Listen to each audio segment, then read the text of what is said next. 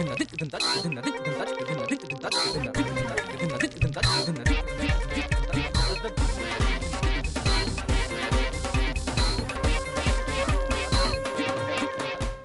علیکم خواتین و حضرات، حسب حال کے ساتھ حاضر ہے آپ کا میزبان جنید سلیم، اور شو میں میرا ساتھ دے رہی ہیں ناجیہ اور ہم سب کو بہت عزیزی۔ السلام علیکم جناب۔ سر فائنلی پھر ریمن ڈیوس چلا گیا۔ جس حکومت میں 100 چھید ہوئے وہاں ریمن ڈیوس کا چھپانا کیا، خالہ جی اٹھو اب ویزے لو، اس دیش میں جی کا لگانا کیا، خالہ جی اٹھو۔ واہ جی واہ یار اتنا سیریس مسئلہ ہے، پوری قوم مغموم ہے اور تمہیں مذاق کی سوچ رہی ہے۔ یہی تو مجھے غم ہے پا جنید کہ کل کا میں جس ہٹی شاپ پہ جاتا ہوں لوگ مجھے یہی کہتے ہیں کہ ریمن ڈیوس چلا گیا۔ یار دہی لینے گیا ہوں تو اس نے کہا یہ ریمن ڈیوس چلا گیا، سبزی لینے گیا ہوں تو وہ کہہ رہا یہ ریمن ڈیوس گیا۔ یار گوشت والی شاپ پہ میں بکرے کا منہ دیکھنے جاتا ہوں کبھی کبھی، خریدنے کی تو مجھ میں جرت نہیں ہے۔ اس نے بھی مجھے کہہ دیا کہ یہ ریمن ڈیوس ٹور دیتا جی، اور میں نے کہا مجھے کیوں پوچھتے ہو، اور روز اتنی دفعہ بتی جاتی ہے وہ نہیں مجھ سے پوچھتے، ریمن ڈیوس چلا گیا تو مجھے کیوں پوچھتے ہو۔ اخیر ایک سیانا بندہ، منہ سے تو اتنا سیانا نہیں تھا لگتا مگر مجھ سے سیانا ہی تھا، وہ کہتا ہے یہ کچھ تو تبصرہ کرو۔ میں نے کہا اچھا پھر آ کے کل تبصرہ کروں گا، میں ذرا تبصرے والی سرکار سے پوچھ لوں کہ کیا تبصرہ کرنا ہے، کیا تبصرہ کرنا ہے جی اس پہ۔ میرا تبصرہ تو صرف ایک فکرے میں ہی ہے، جس حکومت میں 100 چھید ہوئے وہاں ڈیوس کا لکانا کیا۔ یہی ہے جی۔ دیکھو پاکستانی قوم اس سارے معاملے میں وجہ طور پر مغموم نظر آ رہی ہے، لیکن مجھے اس کا ایک اور پریشان کن پہلو نظر آ رہا ہے، وہ یہ کہ اس سارے معاملے میں امریکہ نے جس تکبر اور رونت کا مظاہرہ کیا ہے وہ سمجھ سے بالاتر ہے، بجائے یہ کہ وہ پاکستانی حکومت کی یا اس سارے معاملے میں جو بھی سٹیک ہولڈر تھے ان کی مشکور ہوتی امریکی حکومت یا ممنون ہوتی، احسان مند ہوتی۔ اس نے ہمارے لیے کوئی فیس سیونگ بھی نہیں چھوڑی۔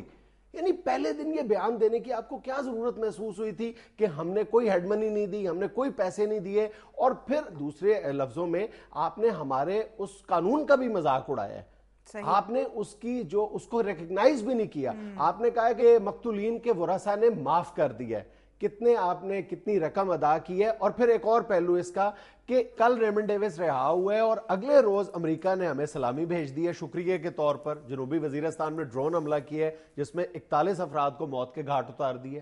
ہائے ہائے یار پھٹے منہ کو انگریزی میں کیا کہتے ہیں؟ لیکن سر دیت کا قانون تو ہمارے پاس موجود ہے۔ بالکل دیت کا قانون بھی موجود ہے اور اس معاملے میں دیت کو استعمال کرنے کی آپشن موجود تھی، لیکن اور ہم نے اپنے پروگرام میں چند ہفتے پہلے اس کا ذکر بھی کیا تھا کہ سب سے زیادہ زور و شور کے ساتھ جس آپشن پہ کام ہو رہا ہے وہ دیت کی آپشن ہے۔ پھر ہم نے واضح انداز میں یہ بھی کہا تھا، پریڈکٹ کیا تھا اس وقت کہ ایک عرب ملک اس میں سب سے زیادہ انوالو ہو کے وہ کوئی راستہ نکالے گا، اور کل کھل کے یہ بات سامنے آ گئی ہے کہ کس عرب ملک نے اہم ترین کردار ادا کیا ہے۔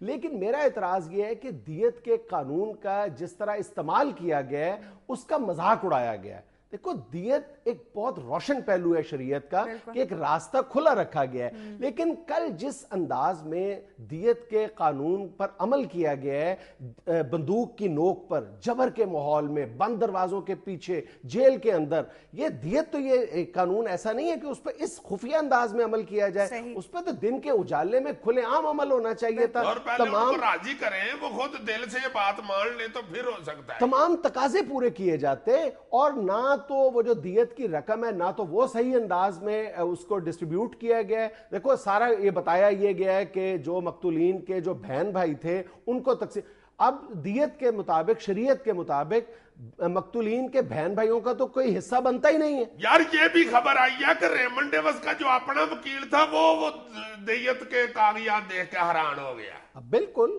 اس کی رہائی کے معاملے پر قدم قدم پر قانون کا مذاق اڑایا گیا ہے۔ बहरहाल जनायत ये तो अब इन्होंने इसे रिहा किया ना, पहले दिन से ही इन्होंने मंसूबा बना लिया हुआ था। ये तो पहले दिन से ही अमरीकियों को कह रहे थे भाई जी कोई बात नहीं, तुम्हारा ही यार ले ही जाना तुमने 4 दिन रहने तो ये अंग्रेज तो देख लेने दो। हमने तो सिर्फ इसलिए रखा, हमने तो हमलंगा की इंग्लिश पूछनी है इससे। और हमने ये देखना है कि अल्लाह देता किसी अंग्रेज के सामने जाए तो उसके मुंह से ये निकलता है कि नहीं हाय अम्मी जी मार गया, और सिर्फ इससे ये पूछना है कि भ्र के क्या स्पेलिंग है। और हमने जरा देखना था कि चीनी महंगी हो तो अंग्रेज का रंग भी उड़ता है। और बस ये देखना है कि अंग्रेज को मच्छर लड़े तो अंग्रेज को तरफड़ पड़ता है या मच्छर टोन हो जाता है। ये 3-4 तजर्बे हैं यार, वो कर लेने दे। हमने कौन सा अंग्रेज पीस के रंग गोरा करने वाली क्रीम बनानी है। एकदम ले जाएंगे तो हमारी कौम यूज हो जाएगी। अंग्रेज हथे चढ़ा, इन्होंने कोई फायदा ही नहीं उठाया। और यार इसमें इतनी मायूसी वाली बात भी नहीं है, हमने इस सारे वाकये से बहुत कुछ सीखा है, बहुत कुछ हासिल भी किया है। याहिरा जी हमारी पुलिस ने अंग्रेजी सीखी है। इसमें कोई शक नहीं है कि गुज़िश्ता रोज जो कुछ भी हुआ है उसमें बहरहाल हमने अपने हाथों से अपनी इंटेग्रिटी को और अपने कवानीन को बुलडोज किया है।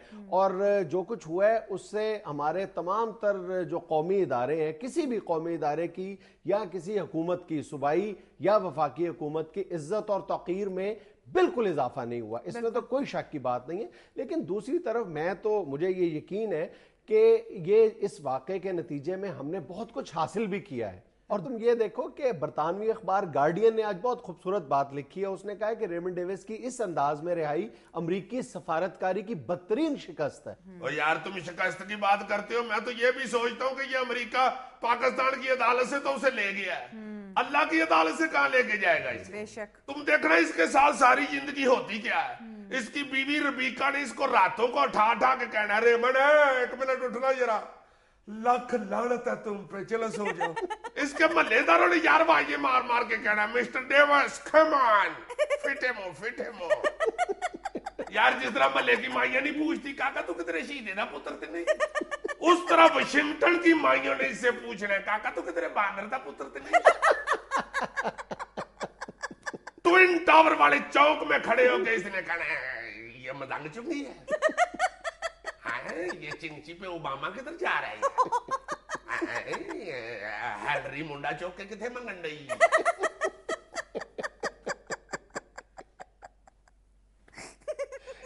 आप लेते हैं कमर्शियल ब्रेक, हमारे साथ रहिएगा।